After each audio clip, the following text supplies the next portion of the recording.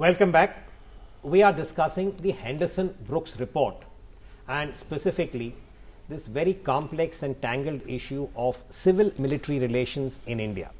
General Nambiar, you had spoken about the 1962 war and whatever the Henderson Brooks report had said of Pavan, Sri Lanka in the late 80s. If you were to now look at the quality of civil-military relations in India and the way ahead, we have a new government that will be taking over very soon in the middle of May. How would you prioritize? What are the issues that need to be addressed or identified? Yeah, I think in order to put this in a perspective, I just go back in time a bit, because I think people of my generation, who I think I had about 7 years, I was in Indian Army uniform when 1962 happened. For us, it is vital that the reports like this are put out in the public domain, so that the mistakes that were committed at that time, political, diplomatic, military, are not repeated again to the detriment of our personnel, the lives of our young officers and men.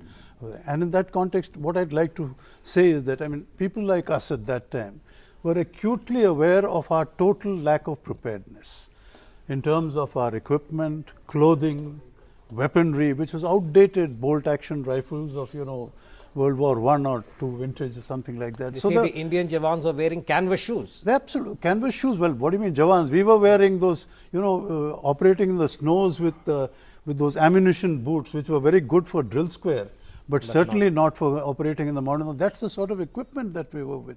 Now, and that's the state of preparedness of the Indian Army at that time. I can only speak about the Army. I can't speak of the other two services.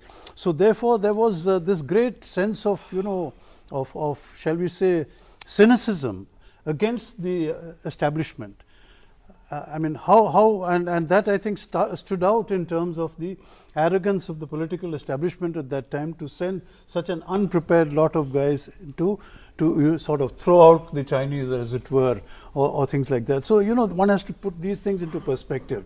And that is where I think people like us feel so strongly about it, and why I'm making this point. The other major issue I would like to make here in terms of looking ahead is that insofar as 1962 is concerned, I don't think our generation, people like me and my colleagues, both in the officer ranks and in the rank and file, have any great sense of trauma over this incident. There's no sense of humiliation, because most of my colleagues and the rank and file, I think, put up a superb performance given the inadequacies of our weapons and equipment. So therefore, there's no humiliation or something, which I think we completely proved to the Chinese themselves in 1967 at Nathula, in 1987, I think, at Sumdarongchu. And so therefore, this is not that 1962 armed forces that are. But where the relevance of the report being made public and appropriate action, remedial action being taken in terms of civil-military relations, recognition of the armed forces preparedness is concerned, is the important feature, because we must never again allow that to happen. And to that extent, I must say that there is a degree of culpability even in the establishment today in terms of the operational preparedness of our armed forces. You cannot allow that to happen, to be set or given a priority that it really, not given the priority that it really merits. And that, I think, is in my view, the lesson or the real point that should emerge from an analysis of this Henderson Brooks report and why it's being kept under the wraps and things like that. Amitabh, you are an ex-MOD person. You were there as a joint secretary and subsequently in other parts of the government. Now, there is this widely held view that it is the bureaucracy, and I'm saying this as objectively as I can, has not been very helpful or has not enabled many of the recommendations that have been made. And that, again, this is the received wisdom, that the politician or the minister would go along, but for the fact that the bureaucracy does not allow this kind of an initiative. Now, I would request you to sort of ponder over this and say, A, how accurate is this? And is there something that the Ministry of Defence should really be looking at as part of the fallout of Henderson Brooks report? And again, as I said, the way ahead for the new government. Frankly, I'm requesting you to give us a little overview as to what the MOD ought to be doing in the next few years. Well, I thought that the more interesting thing coming out of the Henderson Brook's report was the insufficiency of civil-military interaction. It was not that the civil interaction was overbearing or dominated. Imbalanced. It was the fact that it wasn't there. You have the Western Command making a plaintive appeal to say, please give me higher level political direction, and they are not getting it. Also, it seems, I don't know, because one will have to see what the ministry records of that time say, that the role of the civil bureaucracy in this seems to be very limited. I don't see any reference to the Defense Secretary. I see one reference to the Foreign Secretary in some meeting, but the Defense Secretary, the Home Secretary, whole lot of joint secretaries, etc., seem to have played no role whatsoever.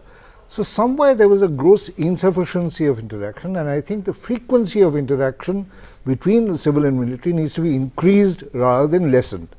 And we need to see that the appreciation of each other's role is much stronger, because the civil bureaucracy brings certain inputs to this, which is in terms of its understanding of the environment, its understanding of the social and political consequences, implications of any issue, and more than that, to bring multiple inputs put them into some kind of an analytical framework and synthesize those inputs. That's the skill set which a good civilian bureaucrat brings to me. That role needs to be appreciated. The civil bureaucracy, on the other hand, needs to appreciate that as far as operations are concerned, as far as preparedness is concerned, the services should, their request is not subject to their own scrutiny, and they have no means, they have no expertise to be able to scrutinize that and say that this is not required or this is not required, which again is brought out, I think, the Henderson report. Well, hopefully, I think the Henderson Brooks report will allow this kind of review within the ministry and elsewhere. But Zorawar, coming back to this policy issue, 2 points here. One is the reference to the forward policy. This is something that we see repeatedly in the course of the Henderson Brooks that is now on the personal blog of Mr. Maxwell and elsewhere. So, about the forward policy and what Mr. Pande has just said, the Western Army, there is reference to what Lieutenant General Daulat Singh had recommended to Army headquarters.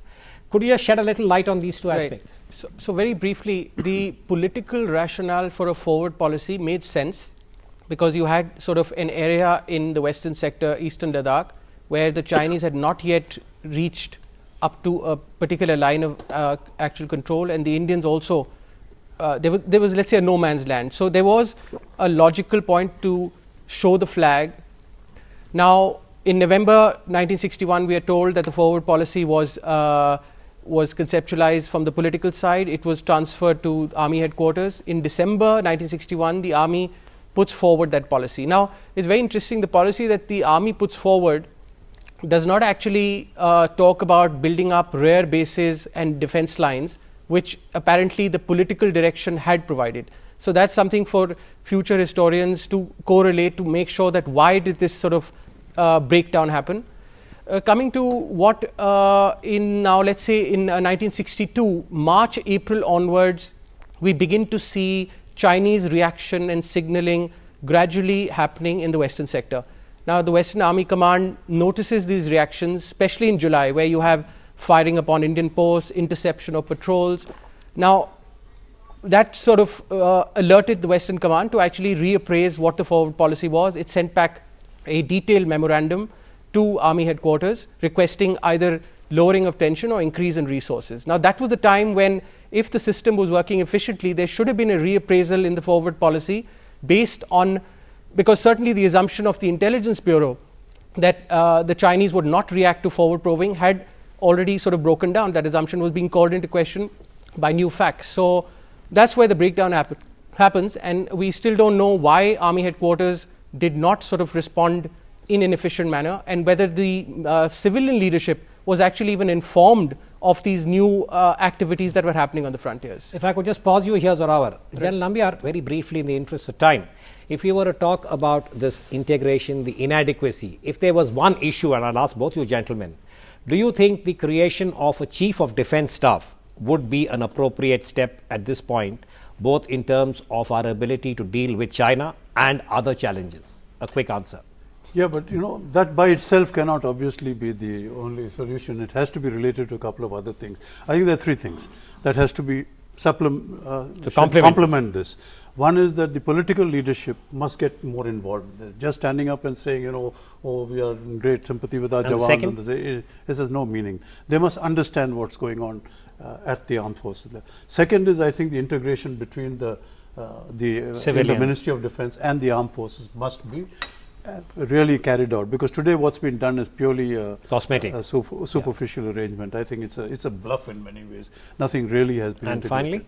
And finally is this question of reorganization of the higher defence structure, which is not only a question of the Chief of Defence Staff, it is a question of you know, the overall management of the operational Amitabh, you quickly aspects. You know, I don't fully understand integration. I said so last time also. I would stress on more and more interaction, because and the better quality of interaction between the civil and military, to an institutionalized system of information sharing. See, all the multiple stakeholders in a decision making process should have equal access to good quality information. That is completely missing at the moment. I hope your colleagues in the Ministry of Defence and in other parts of the national security matrix are tuning in. While the Henderson Brooks report has definitely created a bit of a flutter, it, as I said earlier, does not reveal anything which is radically earth-shattering. But yes, I think it is the policy relevance that we need to ponder over, and releasing it and placing it in the public domain and encouraging an objective review would definitely help to improve the texture of India's higher defence management. Thank you for watching Wide Angle. This program will be back next week. Good night.